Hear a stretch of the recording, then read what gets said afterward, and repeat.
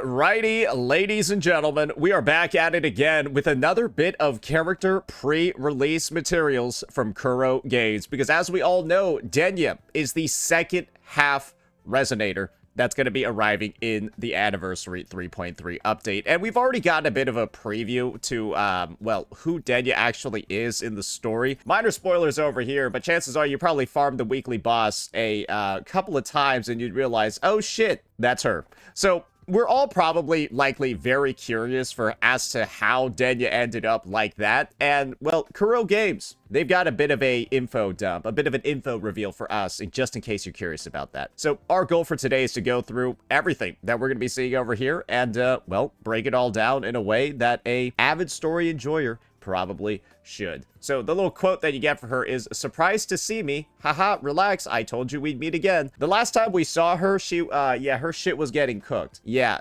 Last time we saw her, it's fair to say that her shit was getting completely fucking cooked. So, good to see her on better terms. All right. So first things first, we're going to have a bit of an update to her splash art. Yes. It tells you her affiliation, her attribute, and then that little quote line over here. So main thing is that her affiliation is showing up as Fraidus, but then it's like crossed out. And if you, again, minor story spoilers for version 3.3, she basically got like thrown away like the best way I could describe it is literally getting thrown away like a used condom. Yeah, no, I know that sounds like a little bit vulgar, but that's like kind of what happened. Yeah, the Grand Architect was just like, all right, see you later.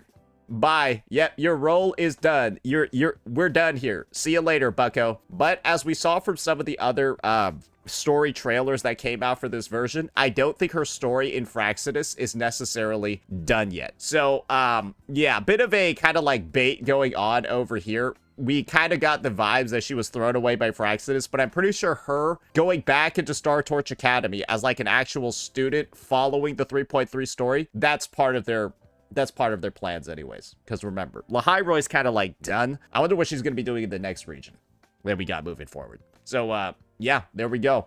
Now, a little bit more when it comes to her actual story reveal, story Denia, about Denia. Well, let's hear about some of her habits. A sleepy student. Students dozing off in class are a rare sight at Star Torch Academy, the most prestigious educational institution in Solaris. Denia is a rare exception. She routinely sleeps during class at any hour, regardless of which lecturer is presiding. So, we probably all figured out at this point that any of her, like, odd habits are likely due to the fact that she's, like, a science experiment. After we kind of, like, found out that she's a bit of, like, an artificial Threnodian that was, like, essentially a almost like perfected form of Mia from the Septimont story. Yeah, basically they kept going again and again, right, until they could find out like some sort of way to make the whole artificial Threnodian thing work properly. Yeah, they kind of did it with her, but I guess like a side effect of whatever they did was that she's sleepy as hell and needs to recover her energy a lot. So, yeah, we're kind of seeing like the darker side of all of these sort of like whimsical, reveals, right, about her character. A hearty eater. Food from the Food, Utilities, and Energy Lounge is nutritious, but taste-wise, there's not much to recommend. Even the most enthusiastic Academy alumni can only shake their heads when reminiscing about the food. Denia doesn't feel this way. She loves everything the lounge has to offer. I think we're now getting the vibe that knowing that Aleph 1 is like a dark hole, it's probably like the same thing for like Denia as well. You know what I mean? She probably requires, like, an exceptional amount of, like, energy just to, like, function, kind of, like, taking on the characteristics of the Threnodian itself. So I wouldn't actually be surprised if, like, she needs to consume an absolutely ridiculous amount of food to work. Because as we all sort of know, right, when you resonate with something, you kind of tend to, like, take on its characteristics. That's why Jinsei has, like, the dragon scales and shit, because she's, like, part Jue. That's why Cardathea has, like, the horn when she transforms into Fleur-de-Lis, because she's like part Leviathan. That's why Jinsei can stop time, because those are Jue's powers. And so if Aleph 1 is all about like this like unending like hunger, absorbing everything, all of that shit, yeah, I guess the main thing is that like Denia's got like lore accurate tapeworms. Yeah, she's basically got like Threnodian tapeworms. Sounds great. A GPA savior. Lazy as she may seem, Denia nevertheless gets good grades in the Department of Void Matters. Did you know that Aleph 1 created the Department of Void Matters by being void matter? The professors are amazed by her intuitive understanding of void matter. I wonder why. But when pressed to give reasoning or build models, she always fails miserably. When asked how she arrived at the right answer, she'll simply answer with a smile, "It's just luck."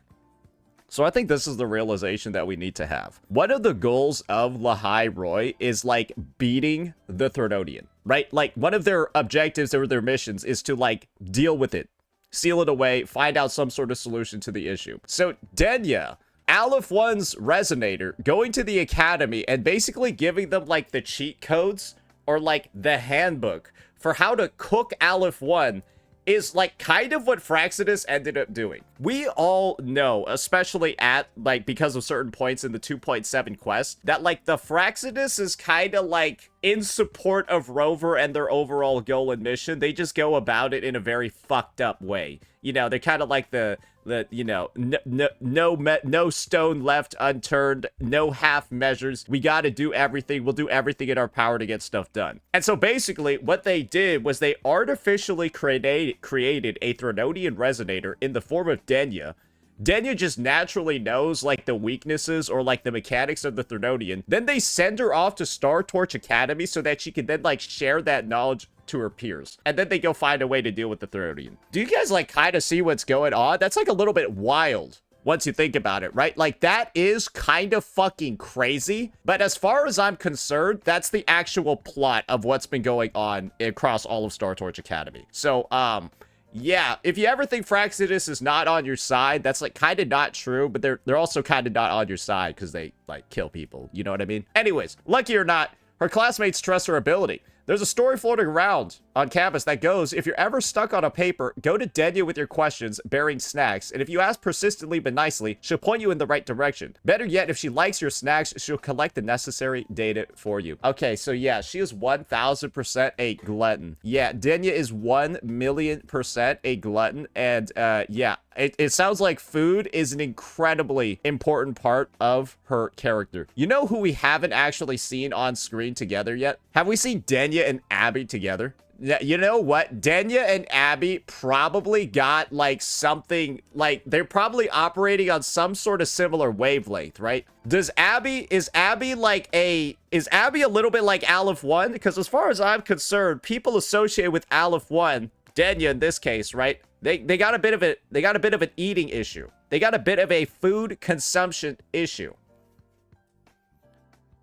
Why are Abby and Denia kind of like the same here? And did we see very much of Abby at all during the like 3.3 quest? I don't think we did. I'm not super sure. I'm not super sure. One caveat though, don't ask her where the data came from. Makes sense. A tidiness whiz. According to the data collected by tardy units, out of the entire student body, Denia's room is the cleanest. Congratulations, what a spotless room. Bro, what I bet she does is she just like unseals the like fucking shit on her chest. It's like Kirby, and she just like swallows all the trash in her room. 1,000,000% I believe she has that power. There's no way like with her like whole like black hole ability, she's like going ahead, right? And like fucking manually cleaning up shit. There's no way at all. Bro, she's got like a built-in Dyson, bro. 1000%. That's how she's getting it done. That's probably what happens with the food too. All right. And now this, I've actually had a bit of a pre-watch of this, and this shit is crazy once you find out the lore implications of what's going on here. We got the Resonance Evaluation Report. And as we all know, what these are supposed to do is kind of like take a look at somebody's resonance ability and then decide how much of like a danger they are to society. So like naturally, right, there must have been something a little bit interesting about Denia's, right? There must have been something a little bit weird about that. So let's go ahead. Let's keep reading this. Forte overview. Tests reveal a Raybell's curve with a pronounced periodic waveform. Therefore, the student is classified as a congenital resonator. Her tacit mark is located on her chest. Okay, yeah, that's just a bunch of mumbo jumbo. I think that means she was born with it. Yeah, no, she is born with it. It is not Maybelline. All right, so based on the files from a recommender, the subject can generate bubbles infused with remnant energy. That's void matter, which can serve as a defensive or supportive measure in combat. Wait until they find out what she does with the second form. The combat the remnant energy of the bubbles can also be detonated on command when needed. Oh, she's got bombs. Test results also revealed that the bubbles have a unique fluid structure, allowing them to block void matter at a grade comparable to the Exo Strider coating. So you might be like wondering, okay, bro, like why wasn't she like more useful during the quest? That's why she's got a seg.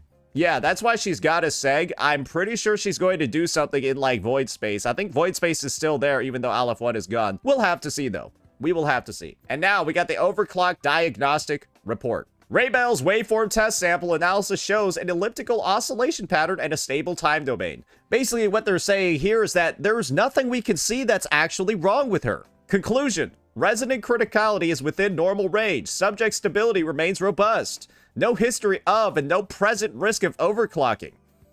Psychological counseling is currently deemed unnecessary. So, I think the best way for us to answer this question is, how about we just do this? How about I just go no music and I start the weekly challenge for this boss, and you just let me know. You just let me know if that sounds accurate. Yeah, no, this will be the best way for us to see that. Yeah, no, we've all done this at this point, right? So, you tell me just how.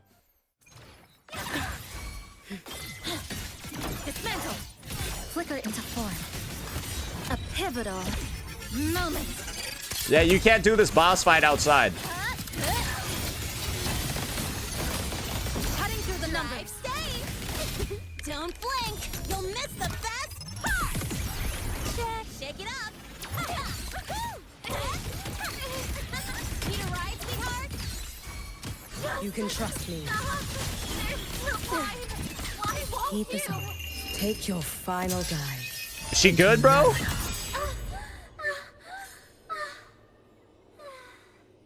I need to put her out of her misery. All right, so yeah, you can kind of see what's going on over here, bro. She's cuckoo for Cocoa Puffs. Did she drop something good though? Son of a bitch. Anyways, you can kind of see over here that whole like Raybell curve, no risk of overclocking, none of that. She's perfectly fine. Like, yeah, there's nothing to worry about over here, bro. Nothing to worry about over here. That's a bunch of bullshit. That is 1,000,000%, as you can see over there, a bunch of fucking bullshit. So let's go ahead. Let's see if we can find out more. How were they able to hide her issues, her mental problems so goddamn well? Let's see. So now we got the appearance slide over here. Denia wears personalized accessories. According to her, everything she wears bears her personal touch. Necklace, gloves, toy bear. With the exception of the suppressor around her neck, which is just a rule.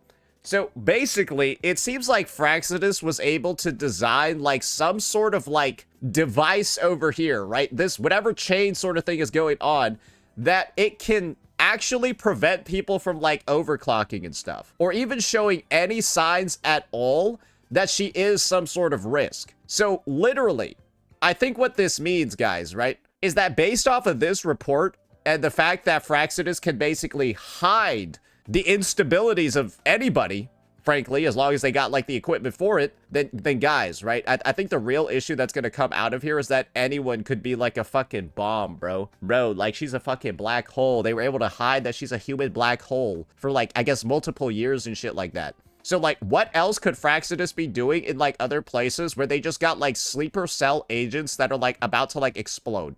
Well, just so you know, they've got the tech for it, so get ready for that one. A perfect smile. What makes a perfect smile? For Denia, it's 3 parts gentleness, 3 parts kindness, and 3 parts patience, and 1 part playfulness. Except that last part is sometimes outsized. Okay, so she's is she like a sociopath? I don't know, I kind of always got that vibe. Yeah, I guess the fact that she's like calculating how to smile properly with like various fractions and stuff like that. Yeah, I don't know. She seems a little not that, well, she's not even she's an artificial human, so maybe that's where it's coming from. Maybe she's slightly AI. Who knows? And then Trickster, a doll that Denia carries around, far from the pretty thing you usually see. Its worn body has been clumsily stitched together. This thing is leaking void matter. Did we not find it appropriate to maybe mention that this thing is like leaking void matter? It seems like kind of a big deal, right? Okay, I guess that's not that big of a deal. It is what it is. What else do we got here? And now, anecdotes about Denia. Okay, let's see what we got here. Cherished item, the Dream Maker. This looks like a combination of like several possible things. Like the first thing that comes to mind is that this like actually looks like a lightsaber. This like actually looks like a lightsaber. I could totally see like a blade of light coming out of like the end over here. This also looks like a fucking like one part of a bong. A device that generates massive bubbles. Nah, this is a bong. What the? That's like part of a bong. Okay, I guess. It is what it is. Denia's hobby. I'm a total sucker for those obscure lectures from sweet professors, plus anything warm and sugary. Oh, and those reference books that make 0 sense. They help me pass out so much faster. You get it, right? It's impossible to get a good sleep at home. So it's like, is her main goal to like sleep, and so she's just only thinking of things over here that like will help her sleep? I wonder if Mornier is one of those professors. Daniel's story. People keep, because like I'm gonna be honest with you. I've seen the clips of Mornier lecturing in game, and she boring as shit, bro. People who keep asking why I don't wear the uniform. Well, the whole point of the Academy uniform is its void matter protection, right? But guess what the Academy has my forte registered as? Capable of creating bubbles that can isolate void matter and offer protection. Hee hee, surprise, surprise. So basically, that's the lore reason for why she has a completely unique outfit compared to every other Star Torch Academy student. Did we get the explanation for like her redheaded, slightly more retarded friend? Like, did we ever get an explanation for like why she has such a completely unique outfit compared to everyone else in Star Torch Academy? We did it, did we? Oh, it's Royan privilege. I guess the Royans also have the special void matter protection. That's probably true. And now, thoughts. You seem so sweet and dependable on the outside, but deep down, you're always a little guarded. What? Got fooled too many times and now it's just a reflex? Yeah, it's because of your retarded friend Frolova. Poor thing, that's got to be tiring. Well, it's not like I have anything to hide from you, so maybe every now and then you could try trusting me. That's a bait. Nah, she's still a sleeper Fraxidus agent. 1,000,000%. Nah, she's just baiting you. She's gotta be just baiting you at this point. Bro, you were made by Fraxidus. You were made by the Grand Architect. I'm pretty sure there's like a back door somewhere where you could be turned into like a fucking Terminator. Once again, just like, yeah, bro, just like the fucking, bro, you have a weekly boss for a reason. Bitch, you have a weekly boss for a reason. And like, your reason is not as good as Cardathia's. Okay? Bro, like, flipped a switch and she started crashing out. Is there more? Jesus Christ. Okay, now we got some of her animations. All right, so she got her little... Yeah, she looks like a fucking... Yeah, she just like looks like a witch, bro. But I bet the thing is that in this, like, in this part of her kit, she doesn't do anything. 1,000,000%, I feel like she does not even do anything with like this, with the kind of like witch form that she has. What's the idol animation? Oh, okay, there we go. Yeah, no, she's just killing them.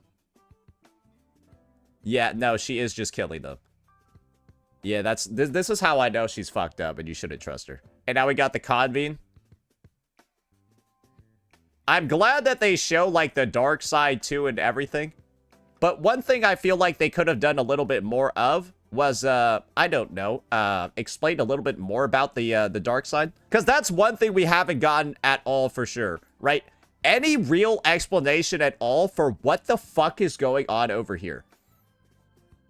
Does she learn how to, like, control this power for, or I don't know, for, like, positive purposes or anything like that? I would imagine that has to be done. But, yeah, not very much shown at all about, like, the kind of, like, darker version. But I think we've gotten the full reveal about what she's like as a student. So I guess it's just a matter of, like, this unit definitely feels like she's a setup for, like, something really, really, really tragic. That would be my take. She's, like, supposed to be a setup for something really, really, really tragic. But I feel like we haven't gotten to know enough about her for that tragedy to like really hit, right? Does she got like a bunch of siblings that are like failures that got like, I don't know, executed or like turned into like Fraxidus freakazoids? Are all of like the, this might, what if this is like actually the story reveal over here, right? We all know those like freaky ass enemies, right? All right, let me see if I can look it up. Fraxidus. Do they even show up over here as echoes? I don't think so, right? We all know the freaky ass enemies, right? You know the ones that I'm talking about, right? Like the freaky ass ones that you find in like the gallery? Is it in gallery? Okay, we gotta look it up. Oh, enemies, perfect. Here we go. Here we go. Oh, my lord. That's a lot. Wait, why are these all... Have I never looked at this menu before? Yeah. Yeah, these freaky-ass enemies, bro. Yeah, no, these guys are weird. Bro, no, these guys are weird. Bro. No, she's the weirdest. She weird as hell. What if these... Oh. Good God. Anyways, what if... Oh, you can see the Tacit mark too, right? So, like, what if these are, like, the failed Denias? Maybe that's a little bit about what we're gonna, like, end up finding out. These are, like, the versions of Denia that, like, weren't able to, like, link up to the Threnodian properly. Or, like, they were, like, the failed experiments, right? And so, wait, I wouldn't be surprised, actually. Wait. No, they got the hands. No, they got the Aleph 1 hands. That's probably the reveal that we're gonna be that we're gonna end up having. That, like, Denia is the end result of all of these, like, failed fucking experiments. Yeah. Yeah, she's the end result of all these, like, failed experiments. Maybe she, like, knew these guys before they turned all, like, freaky and shit. Yeah, no, they got the Aleph 1 hands. No, it's definitely them for sure. So, yeah, that's my personal take on the character, because I feel like we haven't gotten enough about her to really get, like, the impact that I'm expecting from her story. Do you know what I mean? I feel like we haven't really gotten the proper impact from her, and the reveal that we had about her during the 3.3 quest, it was too vague, at least in my opinion, for you to really, like, feel something other than, like, oh, what a poor girl having to deal with this terrifying fate. That's kind of like it. And so I'm hoping that they flesh her out a lot more, and I think they did a good job of her Star Torch Academy side, but we've got to see the Fraxidus side. Let me know what you all thought. Peace out.